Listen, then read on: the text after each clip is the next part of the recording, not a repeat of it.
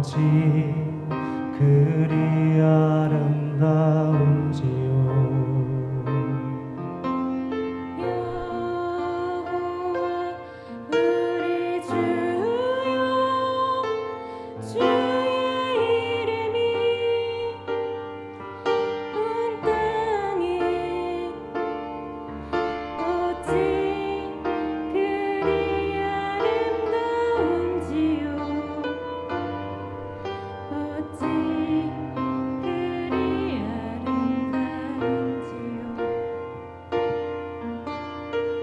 주의 손가락으로 지으신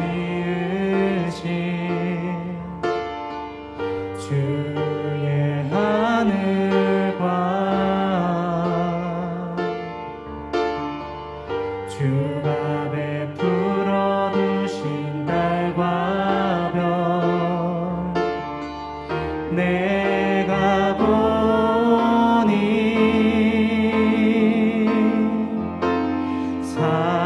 사람이 무엇이건대 주께서 저를 생각하시며 인자가 무엇이건대 저를 권고하시나이까.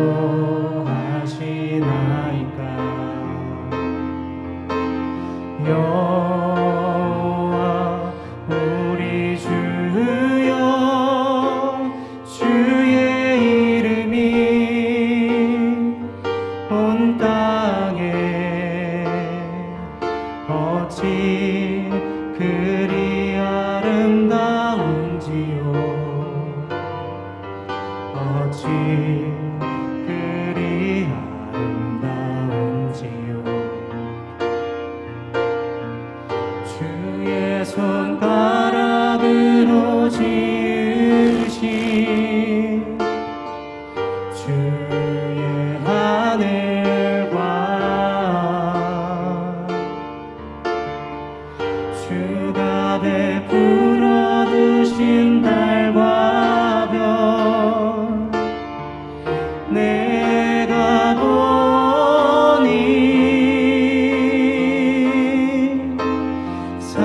사람이 무엇이건대 주께서 저를 생각하시며 인자가 무엇이건대 저를 권고하시나이까.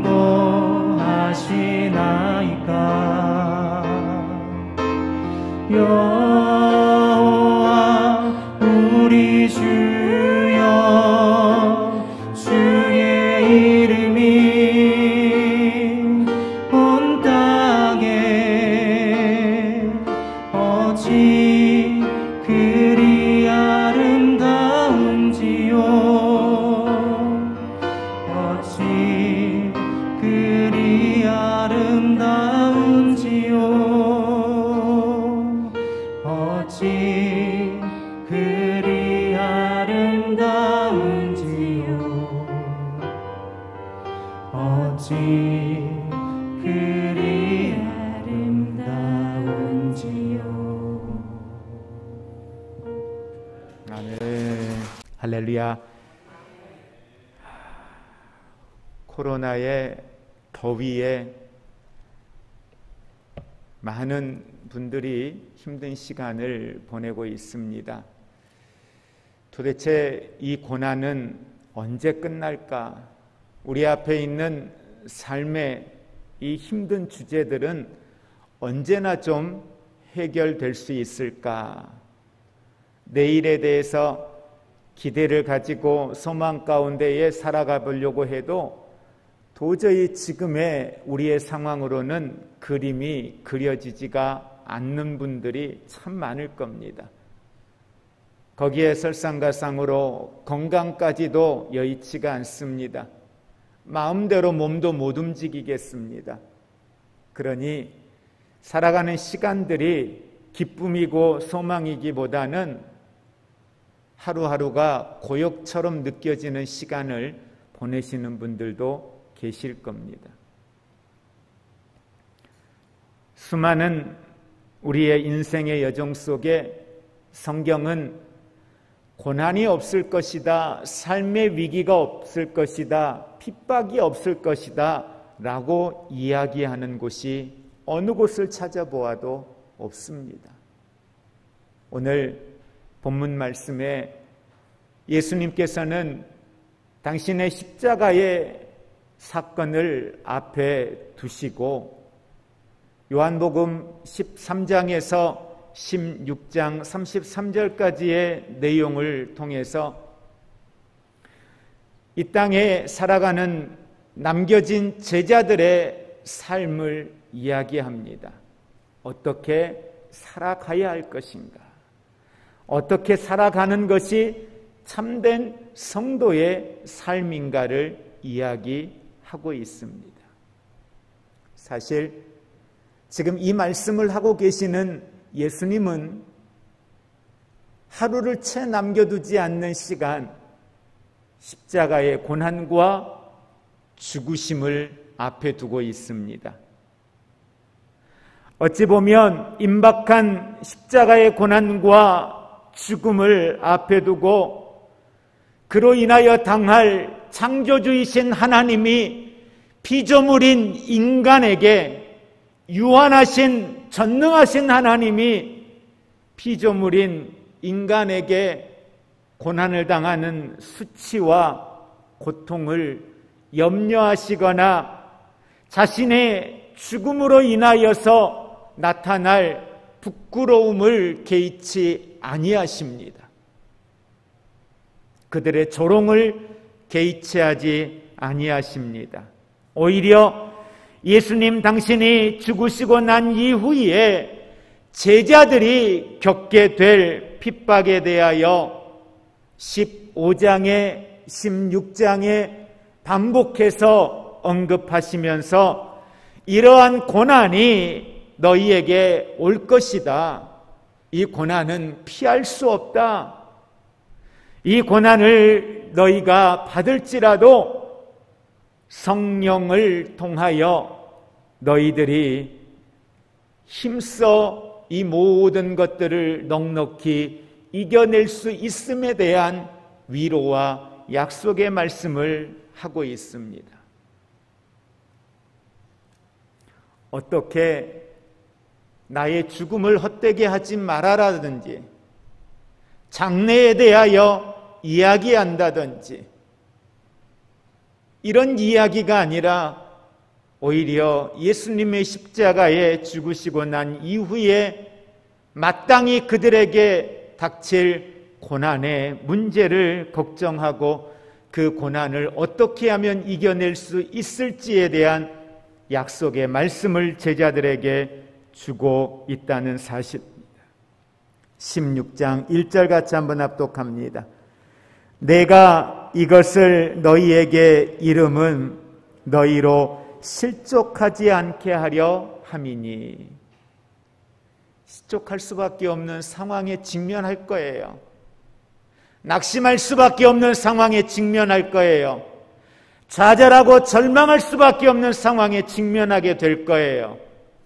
그런데 내가 너희에게 이렇게 말하는 것은 실족하지 않게 하기 위함이다. 15장에 지난 시간에 보았던 내용에서도 성도들이 세상의 적대적 관계 속에 있음을 이야기합니다. 세상이 너희들을 미워할 거야. 그런데 세상이 너희를 미워하면 나를 미워하는 것이요, 나를 미워하는 것은 나를 보내신 아버지를 미워하는 것이다. 이렇게 예수님 말씀을 하십니다. 그러면서 성도들이 필연적으로 세상의 미움과 핍박을 받게 될 것이라는 사실을 예고하지요. 그러면서 더 나아가 그런 세상 앞에 너희가 놓일 것이지만 보혜사 성령으로 하여금 언제 어떤 상황에서도 성도들을 도울 것이요, 지킬 것이요, 감당하게 할 것이요, 승리하게 할 것을 약속하고 계십니다. 특별히 오늘 본문에서 제자들에게 세상의 핍박과 이에 대처하기 위하여 성도들을 더욱더 온전케 하기 위하여 보혜사 성령을 보내주시겠다는 약속을 보다 상세하게 이야기를 하고 있습니다. 15장에서도 보혜사 성령에 대한 내용을 예수님 말씀하셨어요. 그런데 거기에서 멈추지 아니하고 더 구체적으로 보혜사 성령을 보내줄 터인데 그 성령이 와서 하는 일들이 무엇인가에 대한 구체적인 내용을 이야기를 하고 있습니다. 그도 그럴 것이 앞에 15장에서는 그냥 단순히 미움이나 일반적 고난에 대한 이야기를 하고 있지만 오늘 이 16장 2절의 말씀에 보면 그냥 단순히 당하는 이해관계의 문제라든지 심리적인 고난이라든지 이게 아니라 2절 한번 같이 읽으시겠어요? 같이 합독합니다. 사람들이 너희를 출교할 뿐 아니라 때가 이르면 물은 너희를 죽이는 자가 생각하기를 이것이 하나님의 섬기는 일이라 하리라. 자, 그들이 당하는 고난의 성격을 이야기해요. 유대인들이 너희들을 출교할 거야. 예수 믿는 것 때문에 유대 사회에서 너희들을 출교할 거야. 출교한다는 건 뭐예요? 직장도 잃게 될 것이고 관계도 깨어질 것이고 가족 관계도 함께하지 못할 것이고 완전히 외톨이가 되는 거죠. 그 공동체 안에 머무를 수 없는 거죠. 유대인들에게 있어서의 그들의 공동체, 이스라엘에게 있어서의 하나님의 선민으로서 그 공동체라고 하는 것은 그들에게 있어서는 하나님을 믿는, 하나님을 예배하는 것 다음으로는 그들에게 가장 중요한 그들의 정체성이요, 그들의 삶의 중심이에요. 근데 그것으로부터, 그 공동체로부터 출교를 당한다는 거죠. 또 하나, 출교로 머물지 아니하고 때가 되면 어떻게 돼요? 죽을 거래요. 순교당할 거래요. 예수 믿는 것 때문에 경제적인 어려움을 당하고 예수 믿는 것 때문에 사회적인 어떤 공동체 안에서 소외도 당할 수 있는 정서적인 어려움을 당하는 것도 있겠지만 중요한 건 그것으로 끝나지 않고 예수 믿는 것 때문에 죽는데요. 예수 믿는 것 때문에 순교당할 수 있다라고 이야기를 하고 있습니다. 더욱이 세상 사람들은 성도들에게 이와 같은 박해를 가하면서도 놀라운 건 자신들은 하나님을 올바로 섬기며 이 모든 일들이 하나님의 영광을 위한 일이라고 이야기할 거라는 사실입니다. 우리가 이렇게 행하는 것은 하나님의 뜻에 순종하는 것이요 하나님의 영광을 위하는 것이라고 이야기를 할 것이라는 거예요. 기가 막히죠? 복음을 위하여, 예수 그리스도의 십자가의 복음을 위하여 살아가는 사람들을 핍박하는 것을 하나님의 영광이라고 이야기를 한다는 겁니다. 그런 사회 구조 속에 살아가게 될 것이라고 이야기합니다. 이 모든 것이 오늘 3절 말씀에 보니까 그들이 이런 일을 할 것은 아버지와 나를 알지 못함이라. 항상 이스라엘의 죄는 성경에 이렇게 표현합니다. 내 백성이 하나님을 알지 못함이라 라고 하는 걸 이야기합니다. 아니, 율법을 알고 율법을 지키고 말씀 안에서 매일매일 살아가는 그들에게 이야기하시는 게 하나님을 알지 못한다는 거예요. 안타깝게도 오늘을 사는, 현대를 살아가는 수많은 믿음의 사람들이 성경을 일독하고 이독하고 수없이 예배를 드리지만 너무도 많은 사람들이 하나님을 알지 못하고 살아가는 이들이 얼마나 많이 있는지 모릅니다. 그러다 보니 하나님의 뜻을 곡해하여 불의와 악행을 저지르면서도 자신들의 처사가 하나님의 영광을 위하여 살아간다라고 이야기하는 거예요. 오늘도 얼마나 많은 사람들이 교회와 예수의 이름으로 하나님의 영광을 위하여 산다 하면서 이야기하는 이들이 얼마나 많은지 모릅니다. 그러면 둘 중에 하나예요. 그렇게 이야기하는 사람들이 하나님의 영광을 위하여 사는 것이라면 그 반대에서 그들이 정죄하고 그들이 심판하고 판단하는 이들은 하나님의 영광을 떠나 있는 사람들이에요. 그런가요? 한쪽의 말이 맞으면은요, 한쪽은 그들의 말처럼 하나님의 영광을 떠나 있는 거예요.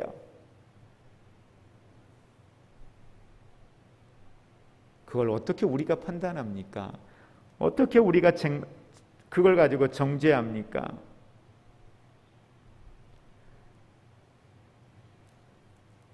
불의가 선으로 둔갑하고 거짓이 진리의 탈을 쓰는 현상이 앞으로 우리가 살아가는 삶의 현장에서도 만연하게 될 것입니다.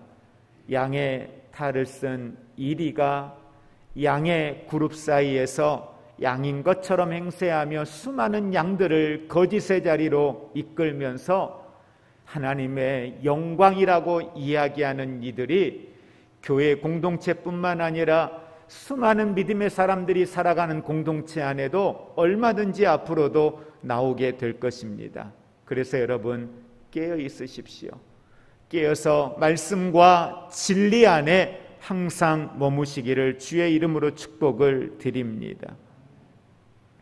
예수님은 말씀합니다. 이런 진리의 탈을 쓰는 악한 것이 거짓이 진리의 탈을 쓰는 현상이 만연할지라도 믿음의 사람들, 제자들을 향하여 말하는 거죠.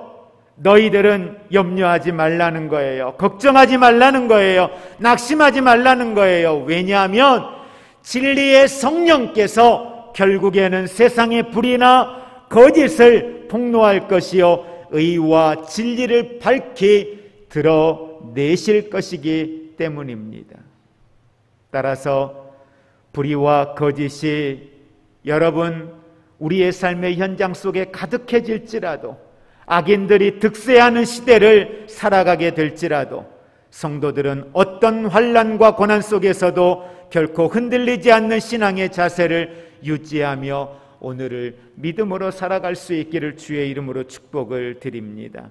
왜냐하면 악이 아무리 성할지라도 성도는 절대 혼자가 아니기 때문입니다. 그래서 예수님은 떠나가셔야만이 우리에게 유익이라. 왜? 성령을 보내주실 것이니까. 그 성령이 함께할 때에 우리의 삶의 현장에 나타내시는 하나님의 놀라운 일들을 이야기합니다.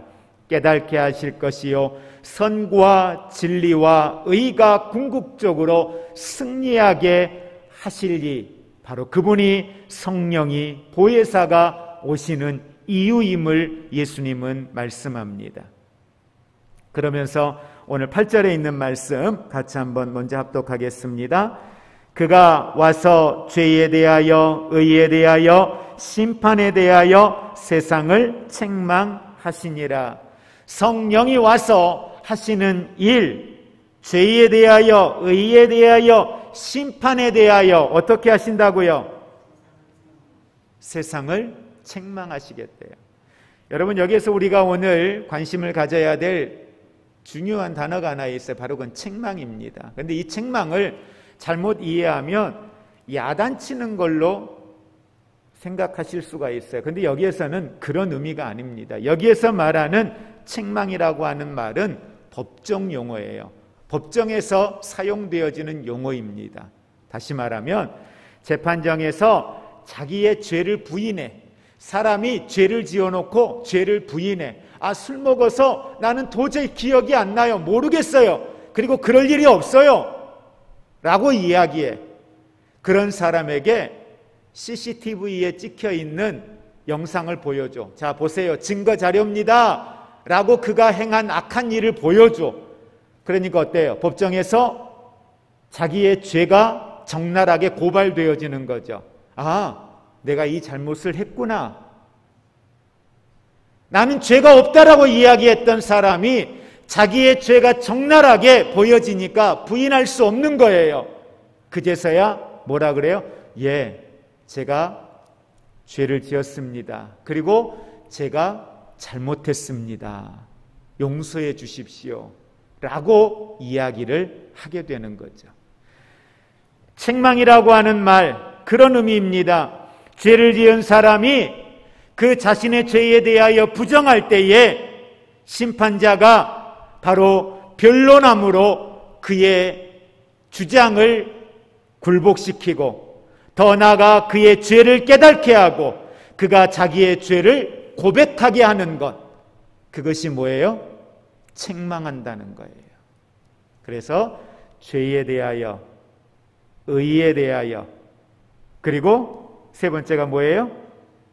심판에 대하여 성령이 오셔서 세상 앞에 이것들을 밝히신다는 거죠.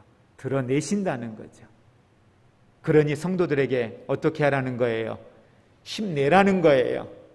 억울함을 당해도, 믿음을 지키다가 억울함을 당해도, 고난을 당해도, 말씀대로 사는 것 때문에 어려움을 당해도 성도들은 힘을 내라는 거예요. 억울함을 풀어주겠다는 거죠. 무엇이 진리인지 밝혀주겠다는 거죠.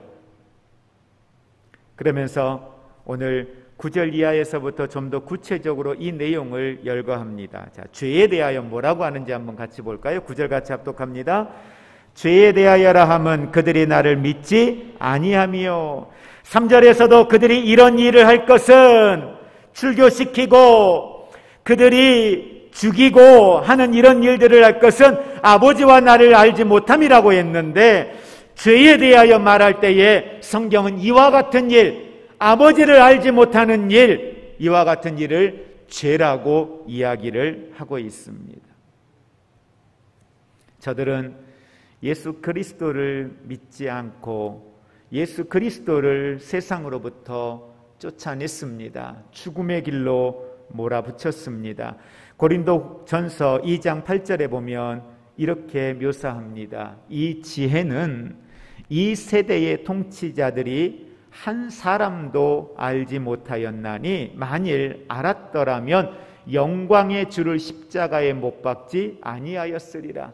예수님을 영광의 주라고 이야기합니다. 그들이 예수를 십자가에 못 박은 이유는 그들이 예수를 알았다면, 그들이 예수님이 누구인지 알았다면 그들은 절대 예수를 십자가에 못 박았지 않았을 것이다. 오늘 이 세대를 향하여 이야기하는 거죠. 그들이 정말 예수를 알았다면, 오늘 우리가 길거리에 나가서 전도지를 나누어주고 복음을 전할 때에 그들이 정말 예수가 어떤 분인지를 알았다면 그들은 예수를 모른다고 말하지 않았을 거다. 예수를 핍박하지도 않았을 거다. 정죄하지도 않았을 것이다. 소망을 가지십시오. 예수를 알지 못하는 죄 아래 놓여 있는 그들을 향하여 성령이 오시면, 보혜사 성령이 임하시면 그들이 알지 못하는 죄를 알게 하시고 그 죄에 대하여 회개하게 하시고 하나님의 자녀 삼아주시는 일을 누가 하신다고요? 보혜사가 하신다는 거예요. 그러기에 우리에게 성경은 말하는 거예요. 너희가 할 일은 때를 얻든 못 얻든 뭐 하라는 거예요? 복음 전하라는 거예요. 그러면 증거되어지는 그 복음 가운데 누가 임하시면, 보혜사 성령님이 임하시면 자기를 향하여 죄인이라 말하지 않았던 사람들, 자기의 실상을 알지 못했던 이들, 그들이 그들의 실상을 볼 수 있도록 보혜사 성령이 일하시겠다는 겁니다. 오늘 그 자리에 저와 여러분이 있기를 주의 이름으로 축복을 드립니다. 여러분, 이런 죄를 깨닫게 하시는 성령의 사역은 오늘 저와 여러분의 삶에 또한 연약한 우리들의 죄의 모습들 보게 하실 겁니다. 여러분, 보게 하셨을 때 무디어지지 마시고 인정하시고 두 손 들고 고백하며 주님 앞에 서시기를 주의 이름으로 축복을 드립니다. 이게요, 거짓말을 한 번 할 때는요 힘들고 빨개지는데 두 번, 세 번 하다 보면 습관이 되고요, 그게 습관이 되다 보면 어느 순간 누가 와서 툭 건드리기만 해도 뭐부터 나와요? 그냥 거짓말부터. 임기응변. 그냥 이 상황만 넘어가면 된다 생각하고 거짓말부터 먼저 해요.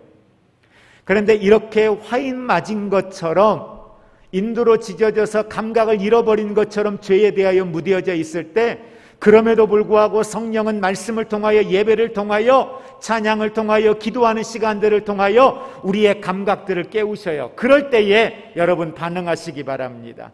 성령이 우리에게 깨닫게 하실 때에 여러분 반응하셔야 돼요. 그래야 살아요. 그래야 죄에 대하여 무감각해지지 아니하고 주님 앞에 신실함으로 나아갈 수 있음을 믿으시기를 바랍니다.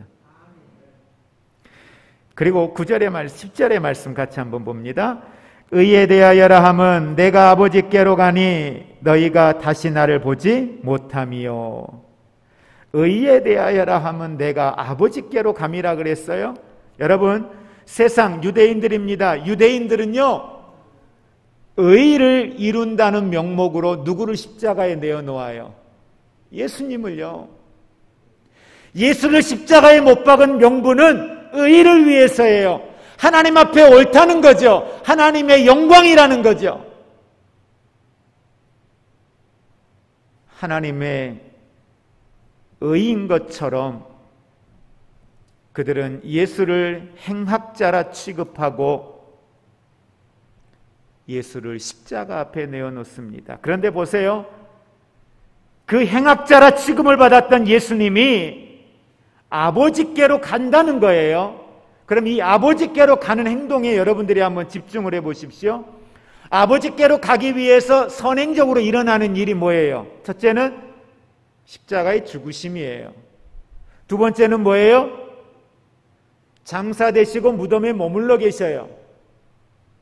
아버지께로 가기 위해 무덤에 머물러 계셨던 예수님이 뭐 하세요? 사망 권세 이기시고 뭐 하셔요? 부활하셔요. 그 부활하신 시점에 하나님은 이야기하죠. 우리를 의롭다 하신 거예요. 하나님의 사람들을 의롭다라고 칭함을 허락하신 거예요. 그리고 어떻게 하셔요? 승천하셨네요. 승천하시고 뭐 하시겠대요? 우리를 데리러 오시겠대요. 공중재림하시겠다라고 말씀을 하고 있습니다. 다시 말하면 죽음과 부활과 승천을 통하여서 여러분 진정한 의를 이루신 거예요. 인간이 말하는, 유대인들이 말하는 그 의가 아니라 하나님의 의를 이루셨다라고 하는 사실입니다. 여러분, 우리의 삶은 사람의 의가 아닌 하나님의 의를 이루어가는 삶이 되기를 주의 이름으로 축복을 드립니다. 하나님께서는 전적으로 자신에게 순종하여 십자가에서 죽음을 당하신 예수 그리스도의 부활의 표적을 통하여서 하나님의 의를 이 땅 가운데에 드러내셨습니다. 그래서 예수께서 아버지께로 가심으로 세상이 다시는 그를 보지 못하는 것이지만, 그러나 세상의 거짓된 의에 대하여 책망하시고 진정한 의를 보혜사 성령을 통하여 밝히 드러내시겠다고 말씀을 하고 있습니다. 세속적이고 거짓된 의에 대한 하나님의 책망을 오늘 밝히 드러내고 계십니다. 이게 바로 성령의 사역입니다. 그래서 우리는 성령의 임재하심을 놓고 기도하고 중보할 때에 주님, 보혜사 성령님의 임재하심을 통하여서 거짓된 것들이 바르게 드러나게 하시고 하나님의 의가 이 땅 가운데에 이루어지게 하여 주옵소서. 이것이 우리의 기도가 되기를 주의 이름으로 축복을 드립니다. 그리고 우리 11절의 말씀 같이 합독합니다. 심판에 대하여라 함은 이 세상 임금이 심판을 받았음이라. 아멘. 여러분, 말씀을 읽다 보면 놀라운 진리를 발견해요. 예수님은 십자가 지고 죽으실 거예요. 그런데 그 예수님이 하시는 말씀이 고난당할 거라는 거예요. 순교당할 거라는 거예요. 출교도 당할 거라는 거예요. 그런데 너희가 하나 기억해야 될 게 있다. 바로 그것은 오늘 본문의 말씀 심판에 대하여 이야기하면서 세상 임금이 심판을 받았습니다.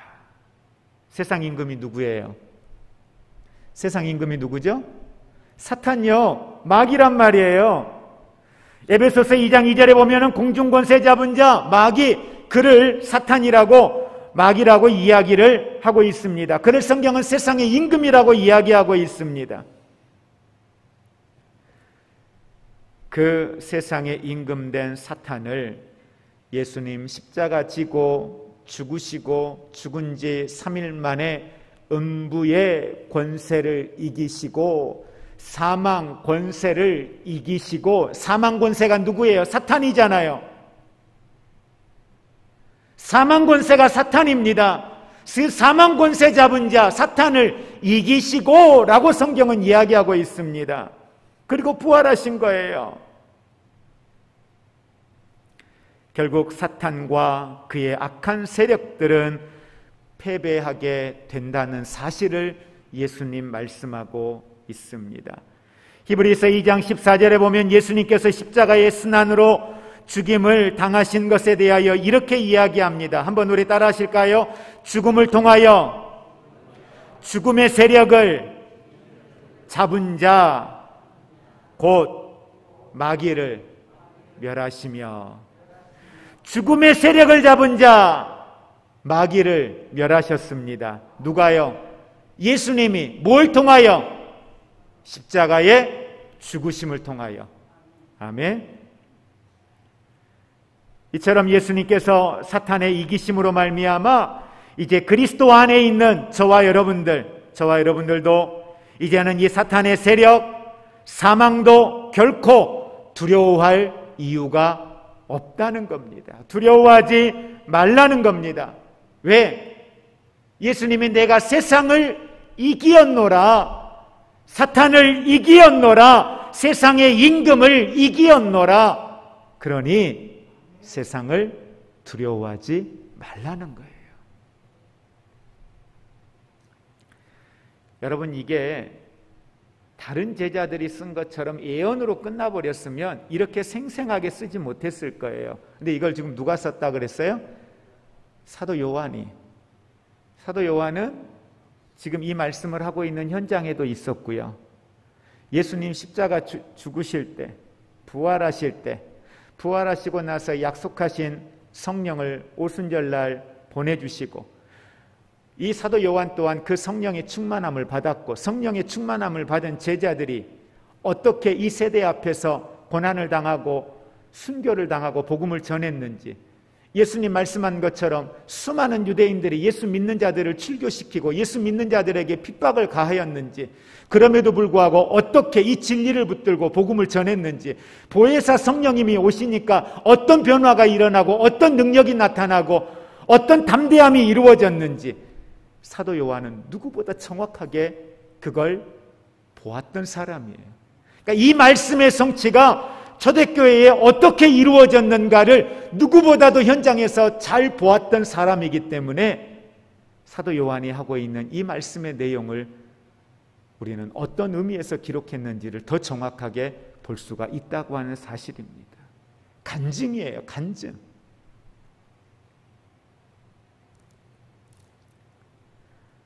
여러분, 누가복음 10장 19절에 내가 너희에게 뱀과 전갈을 밟으며 원수의 모든 능력을 제어할 권능을 주었으니 너희를 해칠 자가 결코 없으리라. 오늘 저와 여러분을 향하여 주님은 말씀합니다. 보혜사 성령께서는 사탄이 이미 하나님의 심판 안에 있음을 예수님은 알려주십니다. 현재 남아있는 사탄의 여러 잔존하는 세력들 최후의 발악을 하며 우리를 향하여 공격해 올 것입니다. 그런데 이미 이기었으니, 이미 그들을 멸하였으니 두려워하지 말라고. 여러분, 놀랍지 않습니까? 십자가를 내일 지실 주님이 제자들을 앉혀놓고 이 말씀을 하시는 거예요. 그러면 오늘 코로나 때문에, 건강 때문에, 물질 때문에, 더위 때문에, 수많은 삶의 문제 때문에 헉헉거리고 지쳐있는 오늘 우리들의 살아가는 인생을 향해 주님은 동일하게 말씀하실 것 같아요. 힘내라고. 힘내라고.